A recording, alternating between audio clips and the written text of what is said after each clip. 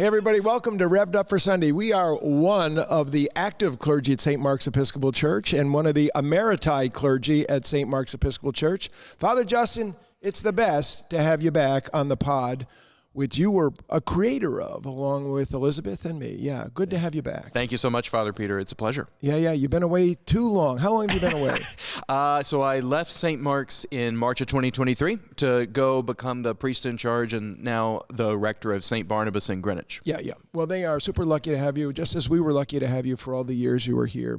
And I know that everybody in Podland is going to love hearing your voice again and your insights, because today we have one of those teachings from Jesus, which I'll just say is you have to watch what you yell out in the crowd to Jesus, because you got a question for the man. Watch out what comes back.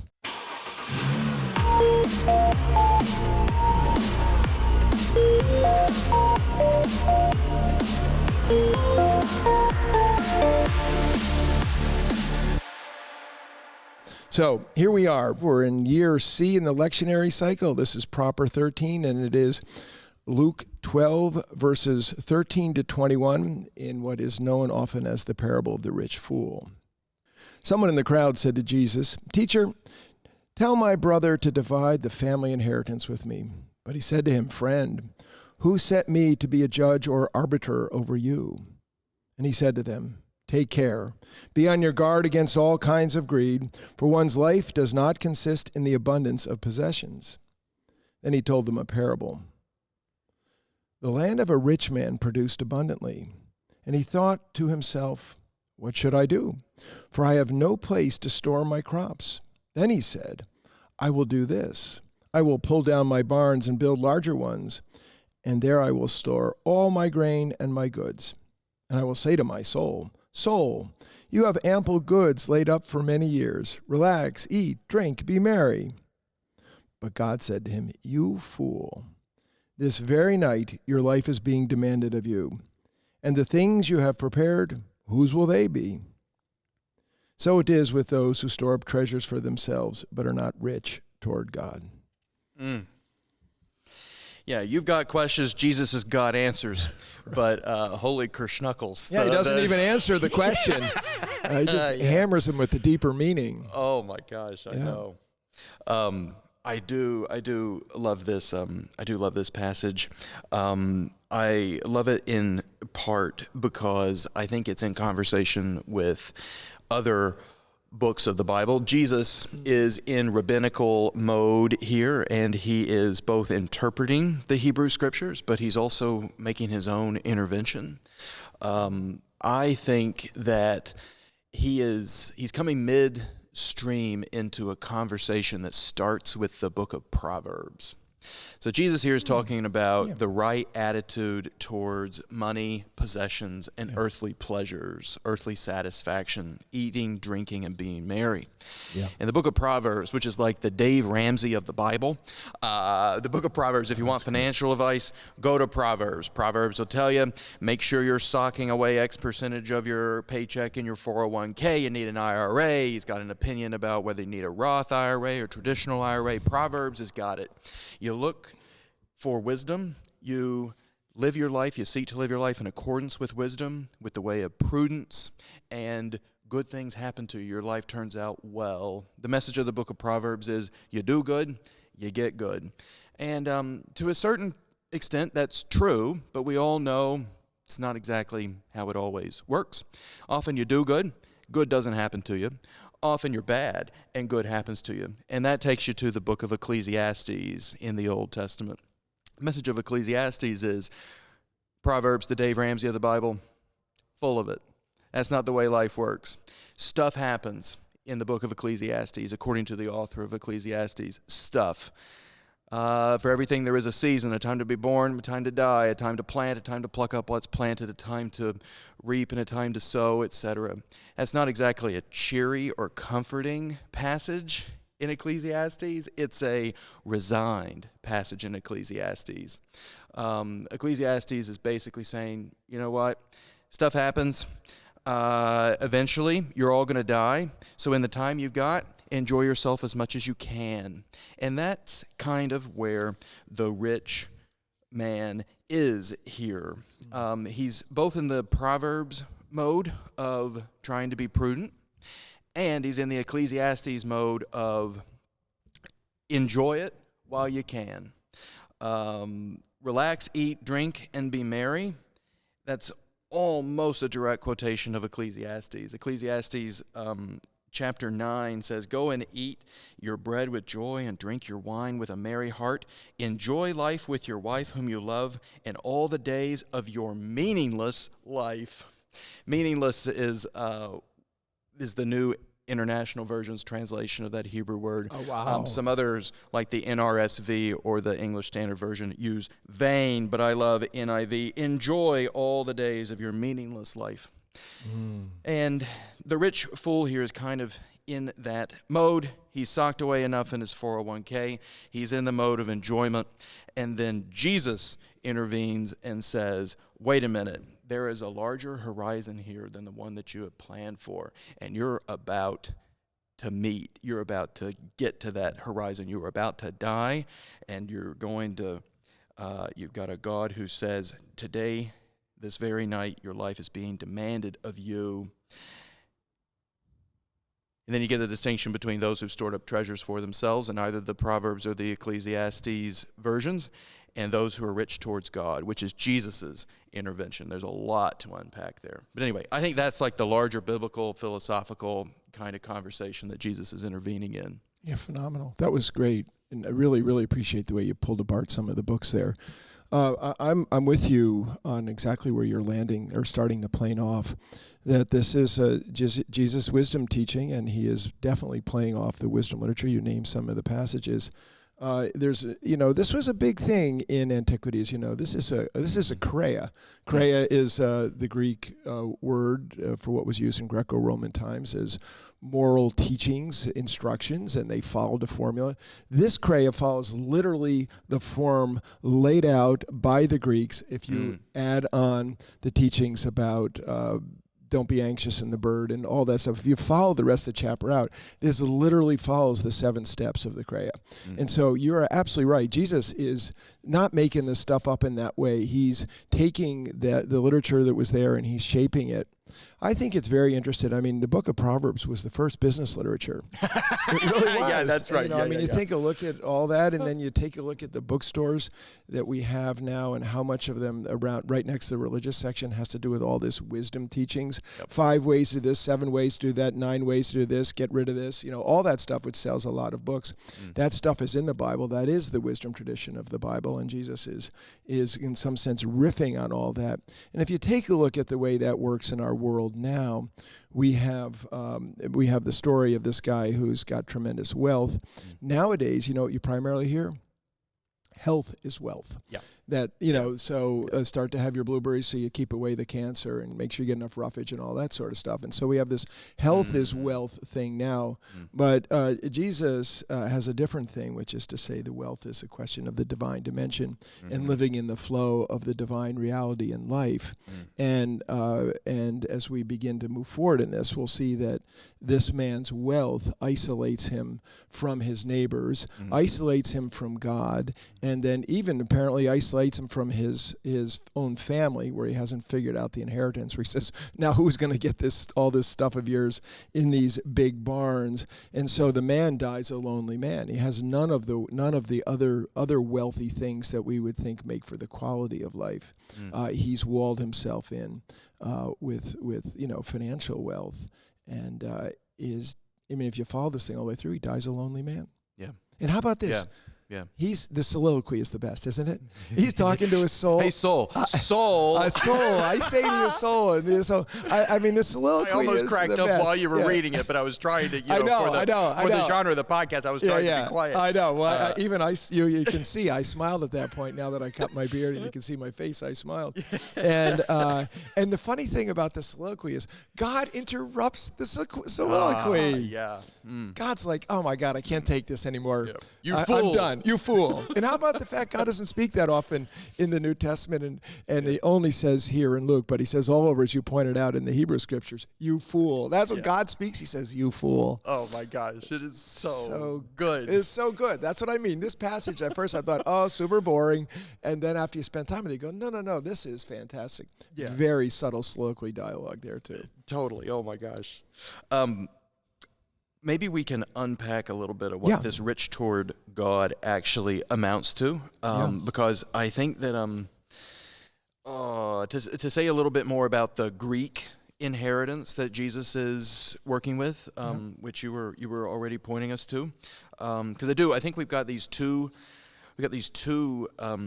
milieus in which Jesus is kind of living and moving and teaching. One is the tradition of the Hebrew Scriptures, and the other is Greco-Roman philosophy.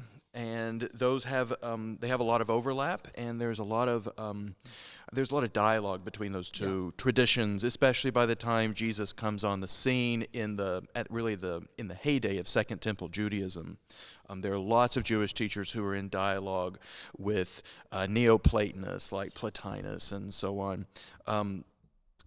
Jesus would have been familiar, and I think that his audience would have been familiar with one attitude towards material goods, and that's the attitude that whatever is material is bad, and whatever is spiritual is good.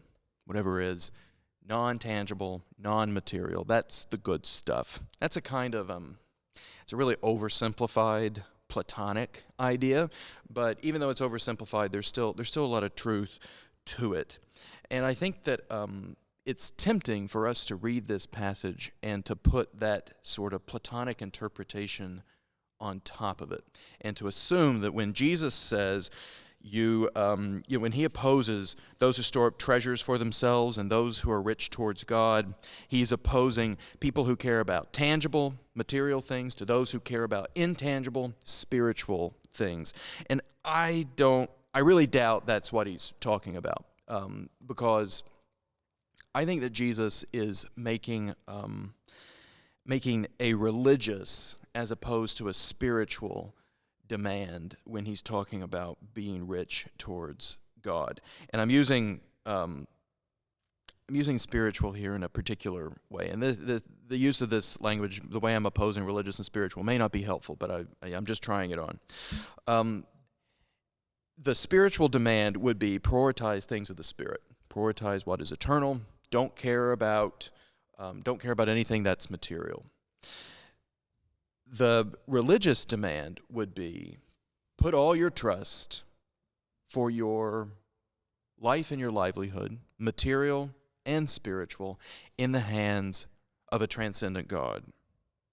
Put all of one's faith and trust for one's well-being in God's hands, as opposed to the hands of your IRA or how many barns you can build and how much stuff you can sock away in them. I think that Jesus in this context, because he's about to go on to say in verse 22, do not be anxious about your life. Your heavenly Father clothes the sparrows. If he can do that, surely he's going to clothe you, because you're of more value than many sparrows. And that passage ends with him saying, seek ye first the kingdom of God, and then all these things will be added unto you. When Jesus is saying all of that, he doesn't say he doesn't say that the eternal is more important than the material. That's not how the argument works. And he also says all these things will be added unto you. Your heavenly Father will clothe you. All of that. I think that Jesus is saying not that the eternal is more important than the material as such. I think he's saying whether it's material or spiritual, the only thing you can count on in this life is God. And put all of your trust in him. So it's in that sense that I think that being rich towards God is it's a religious as opposed to a spiritual demand, which would distinguish Jesus from some of these other Neoplatonic or Jewish Hellenistic teachers. Yeah, really interesting. I'm going to agree with you there again, so that Luke's version of Jesus, the Luke in Jesus, so to speak, Jesus who comes out through Luke, does not clobber possessions per se. Mm-hmm. And he doesn't say it was bad that his fields were so full and that he got all this stuff. And if you take a look at Luke Acts, in the Acts of the Apostles, it's often the wealthy people who are showing hospitality for the early churches. Yep. They are providing for the poor. They're providing, and you see this in Paul too, where the wealthy, thank God for the wealthy. And you see this even in Luke, where some of the widows who are taking care of Jesus are widows with wealth and are able to do such a thing. So I don't think it's materiality that is being clobbered at all. I think it has to do with the disposition of the heart and what you're striving toward. And so the striving toward the purely material, this here worldness of it, and then zappo bappo, you're dead, and what good is that? Is that it has to do with this disposition.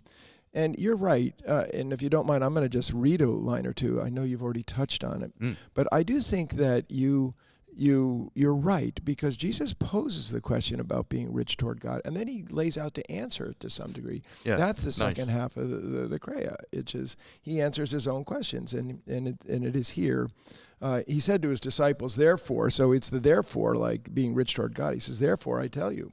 And anytime, when Jesus tells you, I tell you, or like, listen up, do not worry about your life, what you eat, and about your body and what you're going to wear. So, this is food, clothing, and shelter sort of thing, right? Mm-hmm. For life is more than food, and the body is more than clothing. Consider the ravens, they neither sow nor reap. They have neither storehouse nor barn, and yet God feeds them. Of how much more value are you than the birds? And can any of you, by worrying, add a single hour to your span of life? This is back to the mortality thing. If then you are not able to do so small a thing as that, what do you worry about the rest? Consider the lilies, how they grow. They neither toil nor spin. Yet I tell you, even Solomon in all his glory was not clothed like one of these. But if God so clothes the grass of the field, which are alive today and tomorrow, and is thrown into the oven, how much more will he clothe you, O you of little faith? And do not keep striving for what you are to eat and what you are to drink, and do not keep worrying, for it is the nations of the world that strive after all these things. And your Father knows you need them. Instead, strive for this kingdom, and these things will be given to you as well. Do not be afraid, little flock, for it is the Father's good pleasure to give you the kingdom. Then he goes into that thing, sell your possessions, for where your treasure is, there your heart will be also. Yeah. I hope that wasn't too much sort of Bible, but Jesus is laying out some of the answers for this. Mm-hmm. And so I think it has to do with, he lays out both the worry and the just kind of missing the mark. This is about missing the mark of your life. And I have to say that this stuff is super real to me. As you know, in the last 3 weeks, I did 2 weddings and 4 funerals. Yeah. And these people who are dying, some of them are younger than I am. And I consider myself somewhere between 19 and 45. Yeah. And here you have, this clock is ticking. And I'm super clear about what is of value. And I think the people get to my stage, for the most part, are pretty clear, and if they're not, they kind of are probably lost. Yeah, because you only have a certain number of days. You don't know that, and so this is a mortality sandwich here. Yeah. Can I ask you, when did you find that clarity? Like how recent is it, or have you always had it? No, I've not. My suspicion is that you probably didn't always had it. You somehow, it was you got knocked off your horse, to use the Pauline language, or you found it. It was the treasure in the field that you tripped over, or what have you. But I'm wondering when was it? In my 30s and my 40s, I can't imagine how many funerals I did, because when I was in Cleveland Heights, that's what I did. I did funerals. I did a lot of them. And somewhere in my 50s, I think I started to realize that I was doing funerals, but it still didn't hit me. But when I got to be around 60, and then when I was on my sabbatical and I experienced being a teenager again, just when you have only a small little backpack, and you don't need to wear a shirt, and you wear your yoga shorts, and you got a bottle of water in the back of your backpack, and you're really free. Yeah. I realized what it was like to be like shockingly alive and shockingly young, and that I didn't want this time to go away. Yeah. And we have so many people who are struggling and dying of cancer, and these are people. The funeral I did the other day, on Friday, it was a very sad funeral. The man was 68, I think, but he was so fully alive. This was Tim. and his life was just cut short at 68. It was like he was a teenager. Yeah. And I really do realize, I really do experience in some of the religious experience I've had, the visions I've had of what it means, of the divine life is like. Mm-hmm. It doesn't make me yearn to be in the heavens. It makes me yearn to be alive here and now, and not to let any day go by in which I don't feel absolutely grateful that I'm alive and want to use it to the fullness of what it is. Yeah. And so, this stuff means a lot to me. Also means a lot to me because at some point, I have a family to take care of, and I could work until there's nothing but dust and ashes, because that's what, because I might not feel like I have enough money and stuff like that. So I get the other guy too. Yeah. I'm not quite at the eat, drink, and be merry stage. I did that in my younger life. Yeah. I was a very philosophical kid. I studied philosophy in college. Yeah. And I realized at a certain point that I had a lot of academic awards and sort of awards as a high school student, but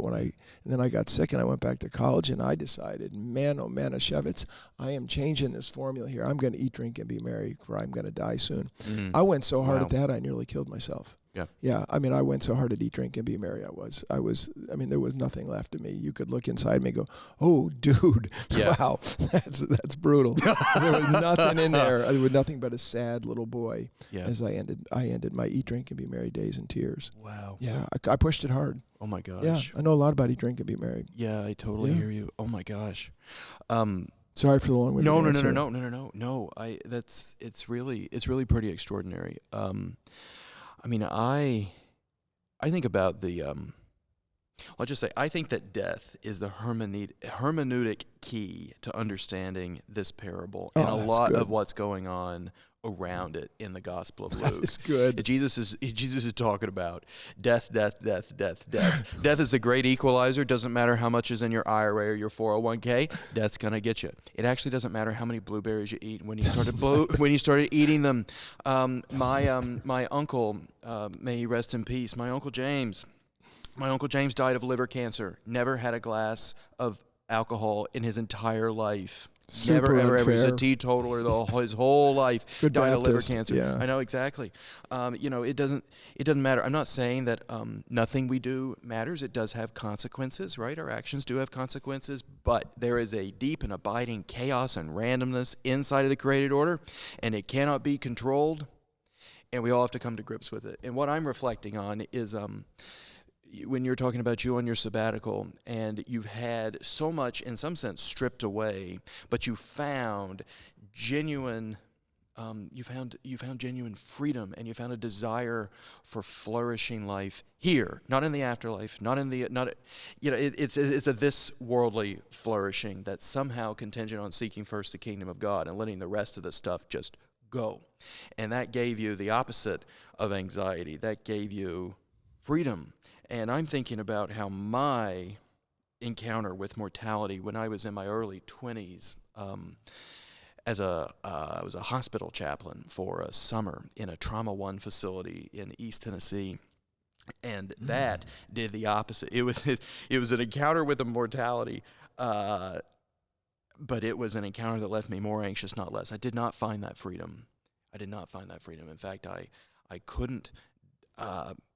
I was just obsessed with the chaos and the randomness of the world and how awful it was, and I couldn't let go. I couldn't set my sights. I couldn't seek first the kingdom of God because I was so freaking worried about that stuff happening to me and what could happen, et cetera, et cetera. Yeah. And I'll tell you, one of the things that has happened in the last year is I've come to I don't know if people on the podcast know, but I've come to encounter some mortality again. My daughter Beatrice, Jules and my daughter Beatrice, was born prematurely just about a year ago, so it was last September. We did not know at the beginning if Beatrice was going to live. There was some question about whether Jules was going to live in the very early moments of September 11th, 2024. And I have to say, I have a lot of anxiety for my child. And I have a lot of anxiety about how much is in my IRA and the 401k and whether I got the right life insurance policy and all that stuff. But I do have more freedom after this encounter with mortality than I did out of the first one. The first one gave me nothing but anxiety, and it took me many, many years to move through that. This one, I'm still moving through it. I mean, oh boy, it is not done. But I'm doing swimming lessons right now with Beatrice, and something about how happy it makes her. That's like true spiritual and physical pleasure in this world. She is just so delighted by water. And when we're doing that, I do find genuine freedom. I think the trick with Christianity is that Christianity is a form of hedonism. Jesus doesn't say we ought to be miserable people. He doesn't say never drink any wine, never party, never have any fun. In fact, he lives quite the opposite. He often says quite the opposite. I came that you might have life and have it more abundantly, Jesus says in the Gospel of John. But Christianity is a peculiar form of hedonism. It's a kind of hedonism that says your sights have to be set on God, and God is your creator, your redeemer, and your sustainer. You have to have invested your being, your hope, your trust in something bigger than yourself, which just so happens to love you and to love all those whom you love. And that's actually how you find true freedom. That's how you find true pleasure, not by escaping this world, but by seeing this world aright. By living in this world aright. I'm being inarticulate, I'm kind of circling around it, but this is what I mean by Christianity is a peculiar form of hedonism. It does think that pleasure is somehow a good. It's just that the ways we most often try to find pleasure, secure it, perpetuate it, keep it around forever, are not actually going to end up being pleasurable, because guess what? You're going to die. You're going to die anyway. Yeah, wow, so much to say in all that. And Bee's birth and Jewel's life and the harrowing period that you guys went through was literally harrowing. And to see her so alive and smiley, and it borders on the gift of miraculousness. Yeah. Her life. I think that the work of the gospel, what I sometimes call gospel glasses, and what Father John, who is off on a mission service trip down in South Carolina, often refers to in the podcast, is that if you follow Jesus' teaching in the way of love, there's sacrifices in it which bring you joy. It's actually the joyous thing to do. And when I was talking about the clarity of mortality and the vision I received of the divine dimension, I mean, it made, on the one hand, think that if I could go there. I mean, I spent the whole vision trying to get there, but I wasn't able to close the gap. But when the vision went away, I didn't feel like, I got to get there. I'm just going to buy time till I get there. I didn't feel that at all. I felt infused with a life that was here, and the infusion of life is the infusion of love, and so when one is infused with love, so much of the siloing and tribal nature and walls and things that we put up start to fall away. And to be infused with love is to act in the divine flow, and to judge, Jesus says, do not judge, is to judge things differently. So I actually think you want to hear a super bizarre thing? There's actually kind of a joy in love your enemy, and there's kind of a joy in loving people who, some of them don't even like you, don't even like me. Sorry for the long preaching, folks. No. But anyway, and because once I don't have to react to them, like, I don't have to react to that, or one doesn't have to react to that. Let me take the I-ness out of that. You're really super set free. It dismantles a whole thing that's mantled and built up into us.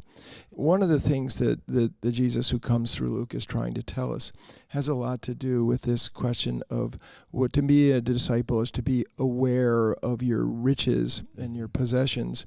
And so I just want to, you could see I screenshot this from a man named Kieran O'Mahony, who I listen to, Hearers of the Word, for those of you who are podcast followers. This guy is the best podcast guy that no one pays any attention to.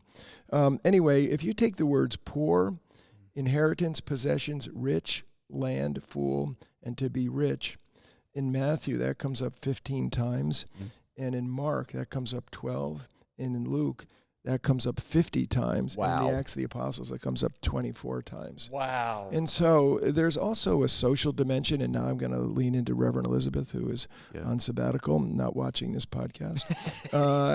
At least I hope not. Which is to say, these personal things have a social dimension. They can close us off from ourselves, but we can also be closed off from community. And once we begin to see that everybody is our brother, sister, or sibling, I guess is better language on this. Once we're related to everybody, and our freedom is in loving them, and our joy is in their success, our joy is in their growth, our joy is in their well-being.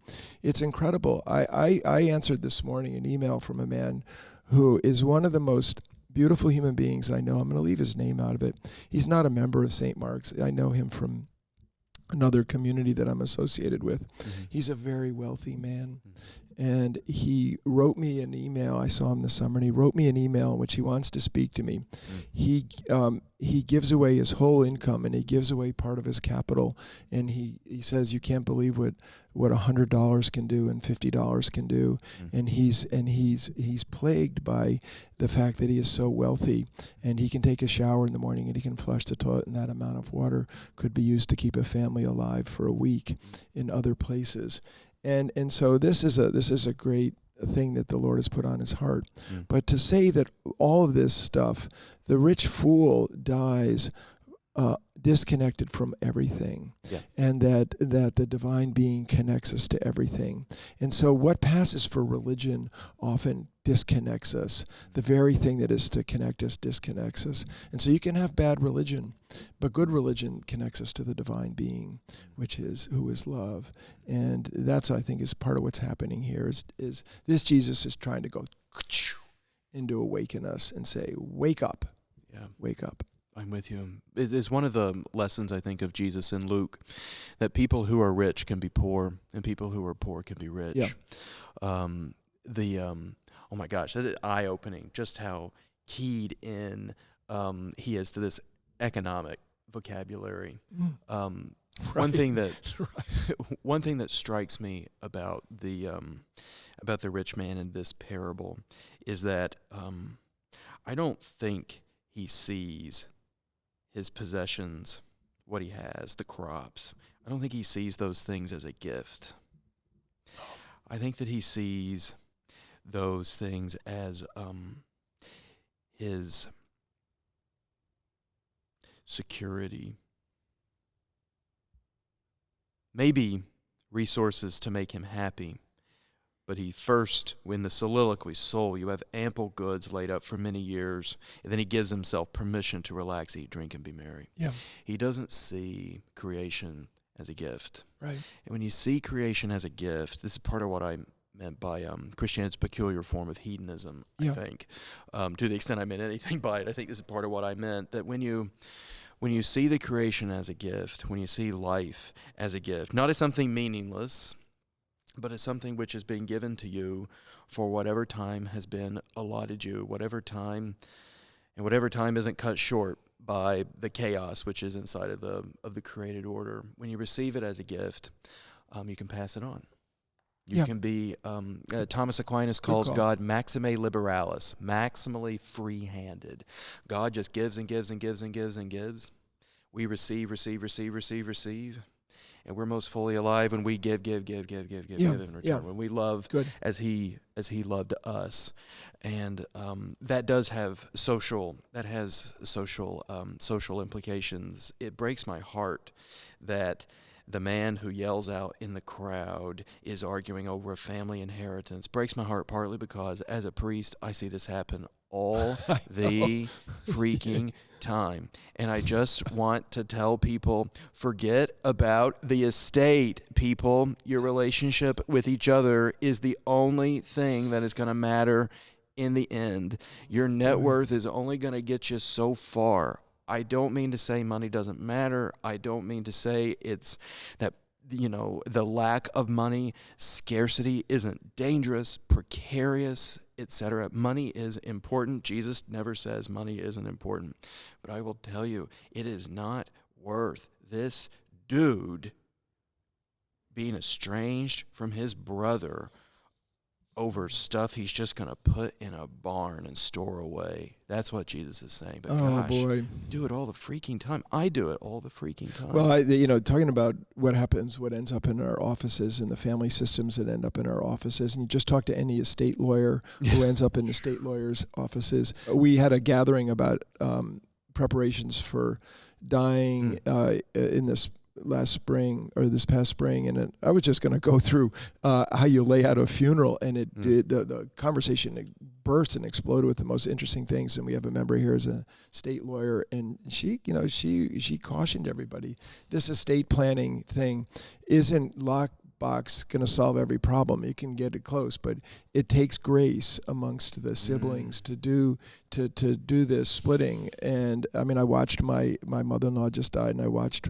my wife and her siblings be very graceful in the process of belongings and things like this. I'm very impressed by the three of them, and so this is real, and I think that Jesus' advice, which is transcendent advice, is very imminently true in our lives now. It's amazing how timeless this stuff is. We got to be quiet, Justin. It's super fun to have you here and to talk with you. It's fun to catch up. Fun to catch up with all of you in TV land too. Yeah, and I know that you have. You are an incredible gift to your congregation. You've been able to, in the power of the Spirit, with your people, to really help to restart your community, and that you're in the flow. And so we're glad you flowed into here and brought your insights to us. Particularly appreciate, everybody who speaks around this table brings something different, and the stuff you brought, very, very interesting, at least for me today, and I hope it was interesting for all of you. We're always grateful to Rob, who's behind the camera, who we love to kind of goof on, and Amen. he is the man. I'll just tell you from beginning to end, no Rob, no podcast. Amen. And we goof because he's that great a guy, and so we're really grateful to you, and we're grateful to Rob, and we're grateful that John's down with the Gullah community in South Carolina, and Elizabeth off doing her thing. So God bless you. Peace be with you. Hopefully you'll join us again for one of these mid-rashes that we do with the gospel. Take care.